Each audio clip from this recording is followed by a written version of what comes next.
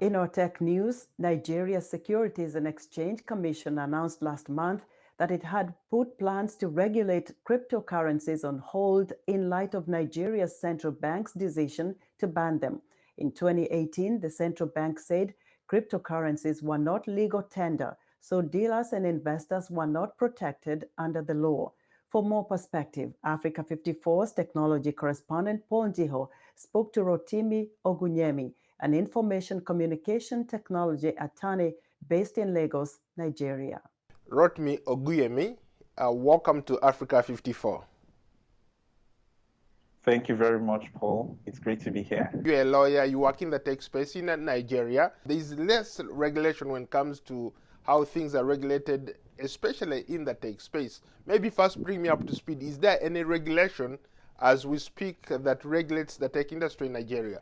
Thank you very much again, Paul. That's a great question. Yes, technology and regulation many times seem to have these relationship that it's almost a tense relationship. So the way we see it is usually regulation attempts to chase after innovation and after technology. But today, it has pervaded, technology has moved into every sphere of livelihood, of business, of government. So in 2015, when the Cybercrime Act was passed, that was the first indication that government was extremely serious about regulating the tech space, especially because of the new threats that technology posed in the environment. And so between the Cybercrime Act, the Nigeria Communications Act, and the Nigeria Data Protection Regulation, those three form the bedrock of regulation in the technology space in Nigeria today. When I've talked to a lot of young entrepreneurs in Nigeria or across Africa, they tell me that some governments have come up with regulation that stifles innovation.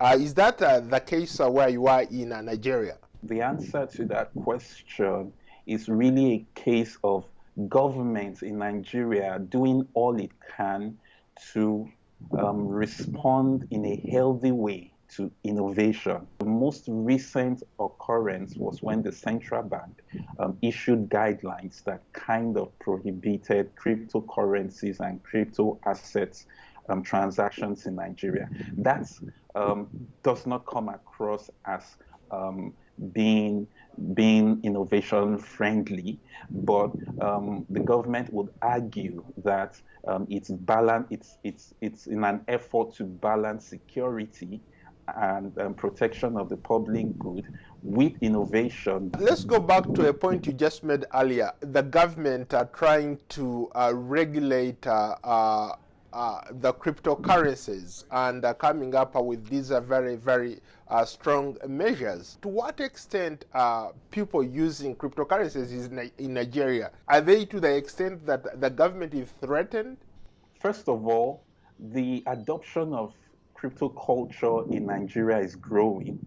I believe we may not have clear data, but I believe that Nigerians have embraced cryptocurrencies and crypto assets a whole lot more than most of our African brothers, right? Now, having said that, much of the transactions in the cryptocurrency space is peer-to-peer, right? So the activities of the exchanges are not that pronounced in Nigeria as yet. So most people hold cryptocurrencies, Bitcoin being the most popular, as investment assets, as it were, right? And so it's almost the same way they hold stocks. When it appreciates, they look at its value has increased, maybe they want to trade it. And much of that has been happening peer-to-peer. So the government's action, in my view, has really done nothing to curtail the activities of Nigerians in that space. But what it has done is, for now, it has kind of stifled the growth that we would have expected to see in that space, in that we would have expected that crypto assets would migrate to become cryptocurrencies, to become legal tender. That conversation is still going. And even the National Information Development Authority have set up policy groups to study how blockchain technology can be deployed for productive use in the country. Well, on that note, thank you so much for your time. Thank you very much for having me, Paul. That was Africa 54's Technology Correspondent Paul Ndiho speaking to Rotimi Ogunyemi, an ICT attorney based in Lagos, Nigeria.